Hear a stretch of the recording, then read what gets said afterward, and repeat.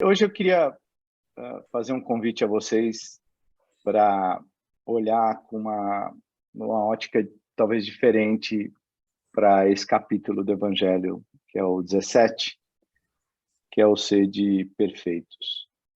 E olhar talvez para a perfeição, não como sendo algo inatingível, mas como o nosso destino.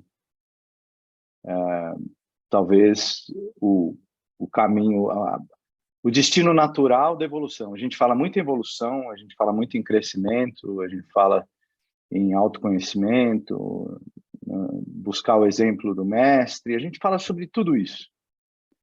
Isso tudo desemboca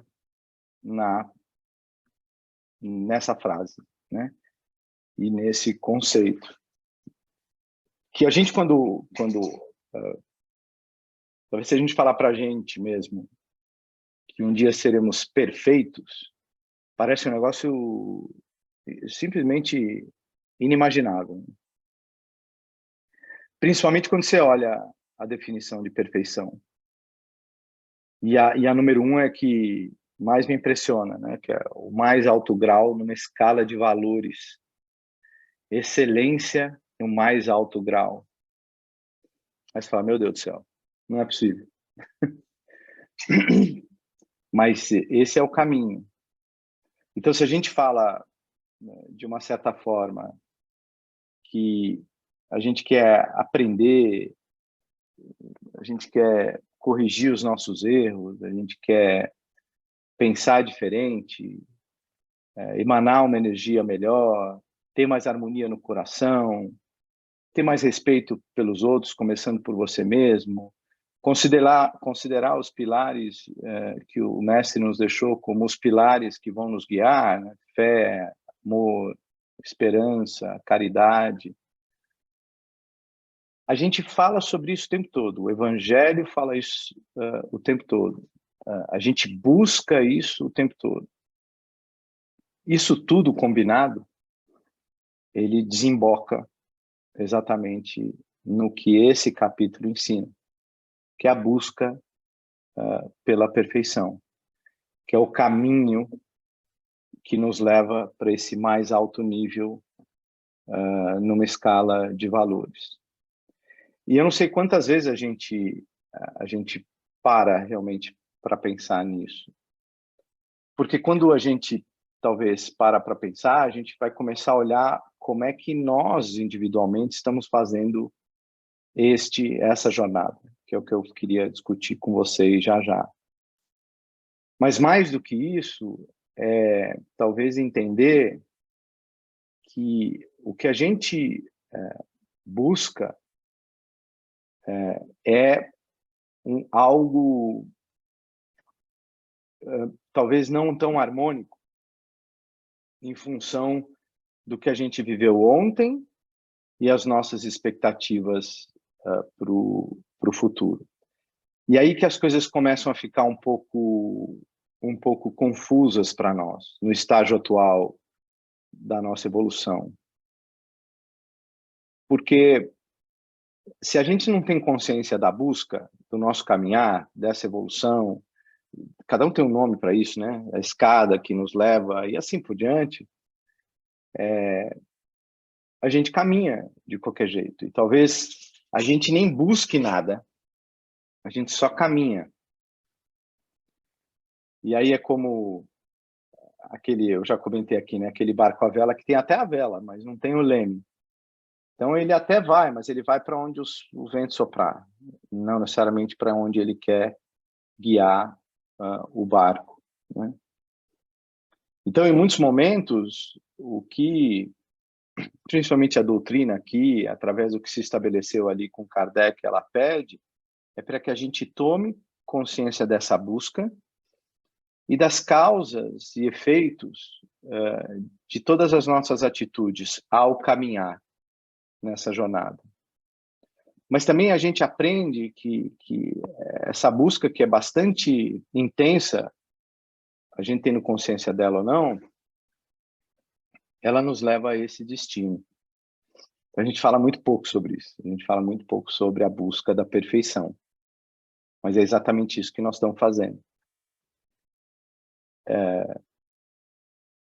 As grandes questões existenciais que a humanidade tem há muito tempo, né?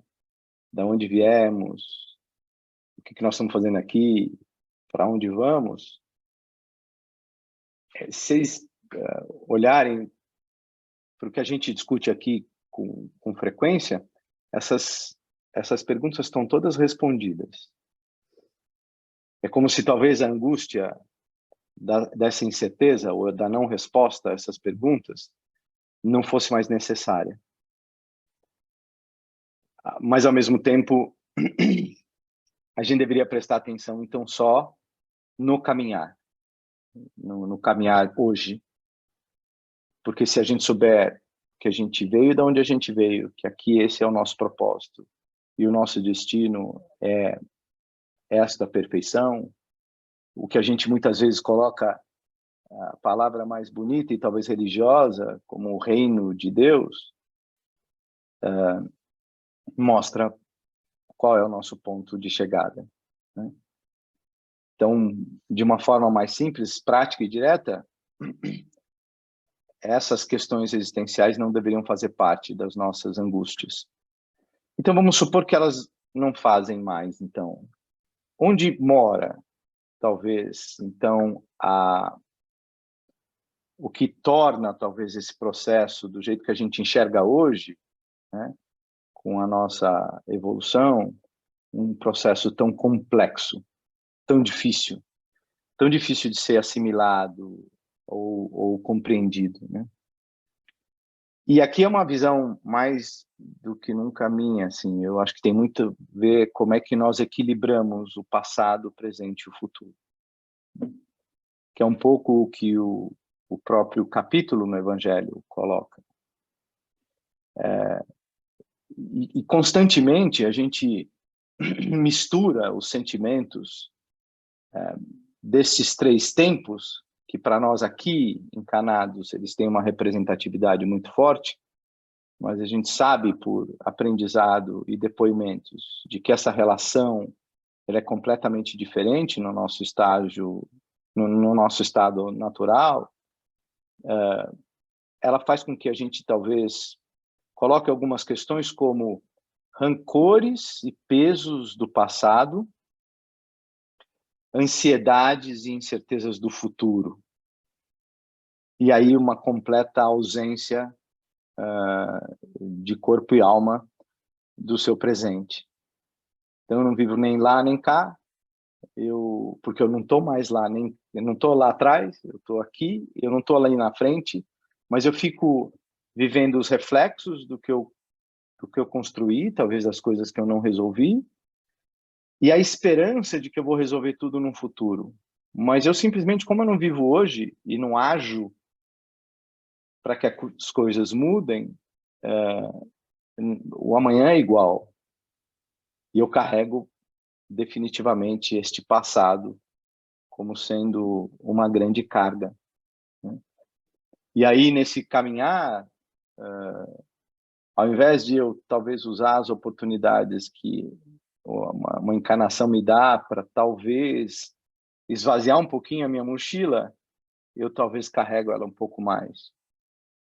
E aí um amanhã que deveria ser um amanhã de esperança, de fé, ele se torna algo mais amargurado, porque eu não começo a ver uma luz no fim do túnel. Óbvio, eu não tenho conhecimento técnico para dizer como isso se comporta na nossa mente, inclusive na nossa saúde, mas eu sempre senti um desequilíbrio muito grande, principalmente na minha vida, entre o passado, né, o presente e o futuro. E a partir do momento em que eu me aprofundei um pouco mais nas leis divinas, naquilo que a gente começa a aprender que o seu passo é o primeiro nesse processo, e aí depois as coisas começam, que na verdade não deixa de ser um plantar, né? Mas é que antes de ser amado, você tem que amar, antes de ser perdoado, você tem que perdoar, antes de ser abraçado, você tem que abraçar. Antes de respeitar, você tem que ser... antes de ser respeitado, você tem que se respeitar. Ou seja, esse movimento que diz o teu passo constrói o amanhã, e seja ele o passo que for, dá, então, uma dimensão muito maior do como o presente é o aspecto mais importante nesse processo, porque é ele que pode definitivamente mudar aquilo que aconteceu ao ontem e talvez tenha te machucado tanto, né? Se eu tiro esse elemento desse conhecimento, de que cada passo que eu dou me ajuda no amanhã, teoricamente eu poderia até prever como vai ser o amanhã. Se eu deposito toda a minha fé nessa relação de causa e efeito, cada causa, eu conhecendo o que vai gerar, eu imagino então o que eu posso colher amanhã, né? E a gente já comentou isso aqui várias vezes, em várias oportunidades, né? Que quem planta morango, colhe morango. Quem planta espinho, colhe espinho. O problema é que muitas vezes a gente planta uma coisa e espera outra. E aí esse desequilíbrio começa a gerar uma série de sentimentos, atitudes, pensamentos que desequilibram todo esse, eu acho que essa balança que é a nossa jornada. Eu prefiro olhar o passado, o presente e o futuro não como tempos, mas como a minha história, né? Eu conheço só um pedaço dela, né? Talvez eu sinta alguns outros, mas eu conheço apenas o mais recente, e mesmo assim, talvez o mais longínquo do mais recente, eu já não lembro muito, eu conheço hoje. E se, de novo, eu trago o conhecimento que Kardec pediu tanto para a gente se aprofundar, que é justamente nesses pilares da relação de Deus ou do universo conosco, para o futuro pode me mostrar muito dele hoje, sem me gerar nenhuma angústia, ansiedade, mesmo que ele não esteja relacionado diretamente comigo. Lembra que várias vezes a gente falou sobre o caos que está lá fora, ele não necessariamente precisa viver dentro de você. Então, o momento em que você equilibrar essa relação com a tua história, dificilmente o que está fora vai mudar o seu curso. Porque, de novo, é uma relação muito forte entre a tua jornada e não a do outro, né? Quando muitas vezes a gente ouve que cada dia que começa é uma página em branco, é exatamente por causa disso, porque realmente é.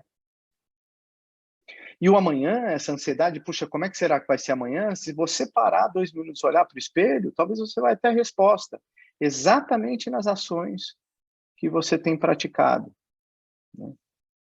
E aí, nessa relação, falando um pouquinho da complexidade, principalmente do passado talvez mais recente, cada vez que ele me incomoda, cada vez que algo que aconteceu comigo, seja um fato, uma pessoa, uma experiência, seja lá o que for, o sentimento que me leva a isso, me traz bloqueios para eu caminhar, ele me prende a um tempo que não existe mais. E tem essa frase que eu gosto bastante, que é isso, é que se você ficar preso lá, os seus pensamentos, os seus sentimentos, as suas sensações, as suas atitudes, também ficam. Então é interessante, né? Porque quantas vezes a gente fala, puxa, parece que aquela pessoa não cresceu, ela parou em algum momento. E veja, muitas vezes não é nem porque algo de ruim aconteceu, pelo contrário, foi algo tão maravilhoso e talvez depois, com o crescimento, aquilo tomou uma dimensão menor, que ela falou, não quero perder isso, e vive lá, né? O problema é que ela vive lá já numa dimensão de experiência, de conhecimento e de vivência com aqueles que estão à sua volta, que não estão mais lá. Então, olha o descasamento brutal que fica e o desequilíbrio que isso provoca, né? Que é a mesma coisa olhando para frente, mas como, de novo, ainda a gente está aprendendo essa relação que constrói o amanhã, a gente ainda olha muito para aquilo que nós construímos já, que sou eu hoje, né? Então, por isso que a gente fala tanto aqui no Caritas do autoconhecimento, porque o autoconhecimento te mostra o que você construiu até agora. E as coisas que possivelmente você ou não construiu, ou construiu de uma maneira que não te deixa bem, é o que você precisa mudar. Para que amanhã você olhe e diga, puxa, agora sim. Quantas vezes vocês disseram uma palavra recentemente para alguém e se arrependeram? Pronto. Agora, se você ficar preso nesse arrependimento que você disse para alguém, não tiver a habilidade de hoje sentar com essa pessoa, pedir desculpas para que ela entenda o momento e a forma, você vai ficar preso àquele sentimento que você sentiu no momento em que você disse o que você não queria e talvez na expressão que a pessoa fez, no que ela devolveu para você de pensamento ou de palavras e assim por diante, né? E ainda mais, tem algumas coisas bastante importantes que ficam com a gente por um tempo talvez maior do que deveria, e às vezes por muitas e muitas encarnações, em função desta atitude que não é resolvida. Eu tenho certeza para o Luiz, para a Rose, para vários daqui, como a Gi também, tem bastante conhecimento sobre o comportamento da mente humana. O maior trabalho que se tem aqui, e aí quando você traz uma pitada ainda do espiritismo, isso fica ainda mais complexo, é exatamente resolver tudo aquilo que te prende a um tempo que não existe mais, mas que por algum motivo ou outro ele não está mais te deixando caminhar para frente, né? E algumas dessas consequências é exatamente a desorientação de tempo e espaço, né? Ou seja, eu não vivo mais, talvez, com alguém que, inclusive, já desencarnou, mas eu sinto tudo aquilo que aconteceu, bom ou mal, e aquilo me prende ainda àquela situação, e aí essa pessoa já não está mais do meu lado, eu já não necessariamente deveria sentir aquilo, mas aquilo continua à minha volta, não me deixando sair de um...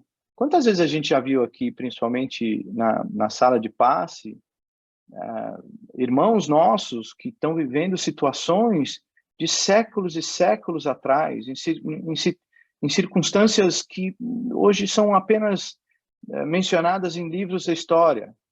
E aquilo ainda está muito vivo, na experiência, inclusive, de uma alma que nem mais encarnada está. Puxa vida, olha a desorientação que isso causou, seja num ser encarnado ou não, né? Você não sabe mais os seus sentimentos em que momento eles se encontram, né? Um outro ponto importante é que a sua memória do que é mais recente, ela fica muito prejudicada porque você não está acompanhando o seu dia a dia, você tá vivendo lá atrás. É quase que como o mesmo efeito daquele sonhador que só pensa que amanhã tudo vai ficar bem, mas eu não faço nada, mas ao mesmo tempo eu fico sonhando. Eu não estou vivendo hoje, eu não sei com quem eu conversei essa manhã, o que eu almocei, experiência agradável ou não que eu tive logo depois do almoço, o cafezinho talvez você tomou no fim do dia, isso tudo se perde, porque eu estou preso em algum momento que não, definitivamente já não faz parte mais do meu dia a dia. E esse é algo interessante. Eu vi uma vez um estudo que tinha a ver muito mais com comportamento do consumidor, quando eu estava estudando marketing, que era interessante. Pessoas que têm fisionomias e se vestem ainda trazendo esses fluidos de um passado, que pode ser mais recente ou não. Ou seja, elas nem a atitude, gestos, fisionomia, penteado, acabam transmitindo uma presença hoje de como a gente está. Eu acho que eu já mencionei com alguns de vocês, mas quando ocorreu o acidente das Torres Gêmeas, ali em 2001, logo depois daquele processo, teve uma onda que ela persiste até hoje, de produtos nostálgicos ou retrô, seja lá como, né? Então, são produtos com a tecnologia moderna, mas com visual mais antigo. E isso foi estudado por um neurocientista durante um tempo, que conseguiu comprovar que essa tendência que, de novo, a gente vê até hoje, sabe, aquela geladeira que tem toda a máquina das geladeiras atuais, mas ela tem o design ali, a porta antiga. E um dos componentes, ele disse que foi exatamente aquele para o nosso mundo ocidental, aquele evento foi tão impactante, aquilo gerou uma desorientação tão grande nas pessoas, que elas emitiram para o futuro uma incerteza angustiante e falou, cara, sabe o que é melhor? É melhor eu depositar, então, os meus sentimentos em algo que eu conheço, que é no passado. Então, aí a vontade de você ter um objeto em casa que te remete aos anos 50, aos anos 60, aos anos 70 e assim por diante. Porque o passado você já conhece, né? E o futuro te amedrontou em algum momento. Ninguém esperava aquele fato ocorrer. Então, emitir esses fluidos para um tempo que não existe mais é realmente começar a caminhar a sua jornada olhando literalmente apenas pelo retrovisor, né? E aí, talvez a sua grande assinatura, ou seu lema, ele se torna muito mais em remoer o que aconteceu e não construir o amanhã. Por isso, a gente aqui insiste tanto no estudo e no conhecimento das leis divinas, justamente para a gente começar a emitir pensamentos, palavras, sentimentos no construir e não no remoer. O remoer, você vai ter que resolver de um jeito ou de outro, né? Dentro de você, com aquele que você tem a dívida, com aquilo que você tem a dívida, usando a ajuda de profissionais como esses que eu mencionei aqui, o Luiz, a Rose, a Gi, mas para construir, sem, de novo, se envolver nesse looping, talvez, que não te ajude, a gente precisa ter essa noção da construção e da busca da perfeição, que um é, efetivamente, o caminho para o outro. E o construir é o que traz essa perspectiva muito maior e uma expectativa muito mais legal, né? Do que simplesmente esperar ver o que vai dar. E o esperar ver o que vai dar, ele traz talvez um desequilíbrio e uma ansiedade que também nos tira talvez essa orientação. Por isso o presente, e aqui essa imagem que ele tem, né, que realmente ele é, com ele muito bem vivido, quando eu digo bem vivido, é conscientemente vivido, o amanhã, ele é uma consequência ou talvez um acúmulo desses presentes. E aí a ansiedade ela não se torna mais algo amedrontador, ela se transforma gradativamente em esperança, em fé, né? Então, se eu vivo hoje, eu lembro tudo que eu vivi e talvez no final do dia eu olhe para o dia que eu vivi e diga, puxa, o que teve aqui que eu gostei, não gostei, como eu reagi, como é que eu pensei, com quem eu falei. Ou seja, se você revive num dia só, uma tarde só que seja, mas se você revive por aqueles minutos, aquilo você já está, de uma certa forma, refletindo imediatamente depois do ocorrido e resolvendo, possivelmente, dentro de você, algumas questões que, possivelmente, também amanhã, você vai procurar fazer diferente aquilo que você não gostou e repetir aquilo que você gostou, né? E aí, cada um desses passos se torna essa construção. Para quem gosta de Pink Floyd, né? Ou seja, o famoso Another Brick in the Wall, que é aquele mais um tijolinho na parede, é exatamente isso, né? É mais um tijolinho no processo construtivo, que seria mais uma tarde, mais uma manhã, mais um dia, mais uma semana, mais um mês e assim por diante. mas todos vividos. Porque se você não os perceber e viver nessa desorientação, este presente está construindo exatamente esse desequilíbrio amanhã. Aí você fala, puxa vida, achei que as coisas iam melhorar, mas não melhoraram. Pois é, mas o que eu fiz para isso? Nós estamos nos aproximando agora do fim do ano, né? Já estamos aqui dia 18 de novembro, tem 45 dias, mais ou menos, para a gente fazer todas as promessas que a gente vai fazer para nós mesmos. Então, o ano que vem vai ser o ano de novo, emagrecer, de arrumar um namorado, uma namorada, casar, mudar de casa, sei lá o quê. Aquilo que a gente já tem uma lista muito comum, que a gente se carrega em cima dela, né? Só que, né, pegando apenas um exemplo, o emagrecer, ele exige que talvez no próximo almoço você não coma algumas coisas que talvez você goste muito, mas não te fazem muito bem. E no jantar a mesma coisa, e depois no dia seguinte no café da manhã, e repetindo isso no almoço. Ou seja, o chegar lá é cada dia eu olhando para o objetivo final, mas construindo esse negócio até lá. Ele não vai acontecer por um Shazam divino. Ele vai acontecer por eu viver o presente, consciente e no comando das minhas ações, dos meus pensamentos, dos meus relacionamentos, das minhas palavras, das minhas atitudes, dos meus gestos.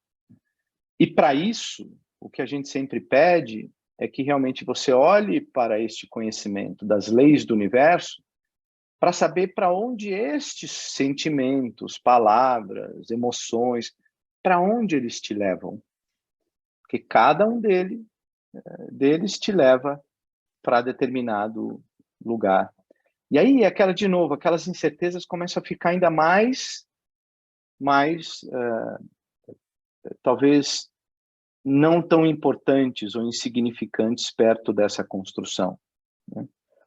E aqui, por isso que eu coloco que todos os dias temos que refletir sobre as nossas atitudes, os pensamentos, como eu já disse, para que possamos colocar o nosso passado efetivamente aonde ele deve estar.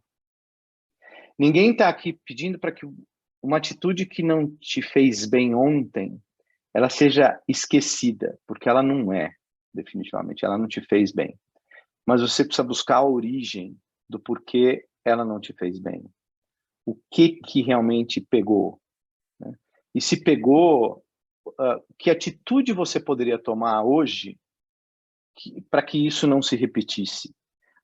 Algumas coisas são muito rápidas ou mais simples de serem resolvidas. Outras, né, às vezes uma conversa com o pai, com a mãe, com o irmão, com o tio, com o namorado, com o marido, com a mulher, às vezes tem uma complexidade que não foi apenas ontem, mas é uma construção de muitos anos ou até muitas vidas, de muitos problemas de relacionamento. Mas a ideia é exatamente de você estar ali naquele momento, vivendo aquilo novamente, é para que isso seja resolvido, para que efetivamente tudo que aconteceu de mal no passado fique ali como uma experiência de construção, não de simplesmente de uma atitude de remoer, né? Mais do que nunca. E é muito interessante porque, queira ou não, se você tem este passado, presente e futuro equilibrado, o que ficou no passado foi aquilo que você construiu no passado. No presente, por ter consciência daquilo que você construiu no passado, você sabe dirimir aquilo que você quer ou não. O futuro daí para frente, ele é apenas esperar, no bom sentido, para aquilo que você já plantou, que não necessariamente precisa acontecer amanhã, talvez leve um tempo, e aí tem uma série de outros sentimentos e aspectos que principalmente a sabedoria da construção e da jornada nos trazem, como paciência, resiliência, de novo, esperança, que digam, puxa, eu já plantei, mas não necessariamente, né? Para cada uma das culturas, a colheita é diferente, né? Talvez algumas coisas você colhe num intervalo muito curto de tempo, outras mais espaçadas, outras mais espaçadas ainda. Assim é essa mesma construção. Por isso que, quando você estuda as leis universais, as leis da natureza, as leis divinas, muito se pede para que se observe a natureza em si, porque elas nos ensinam muito com relação a isso. Né? Ou seja, aquela planta que durante anos ela buscou o sol, então ela ficou meia torta, olhando exatamente para o lugar que todo dia o sol nascia, mas aquilo foi um movimento de anos e anos, 1 milímetrozinho a cada ano. Ou seja, tem coisas que nós vamos perceber com mais rapidez, isso vai trazer um sentimento de esperança muito grande para nós, e tem coisas que realmente... É que nesse movimento, Deus é tão bom conosco, que ele nos traz muita coisa já, imediatamente. O problema é a gente estar preparado para observá-la, para senti-la, né? Aquele abraço que você deu ontem, de repente você ganha um hoje, se você conseguir associar uma coisa a outra, fala, puxa vida, tá aí o sinal. E aí você vai saber que, de novo, esses tempos e movimentos vão acontecer quando eu estiver pronto.